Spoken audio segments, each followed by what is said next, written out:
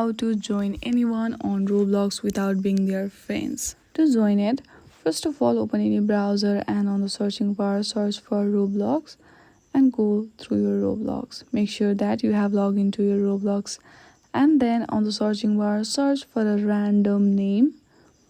For now I am choosing Nick, and then do not forget to select in people. Now here you can see a lot of options, but all of them are offline. If you want to join their game, then they should be online and they should be playing. Then on the left side of the message you will see an option of join, and you can simply join their game. But as I said, they should be online and they should be playing a game. So in this way you can randomly choose anyone to join game on the Roblox. I hope you like this video. If you like this video, then please do not forget to like and subscribe to our channel. Thank you for watching.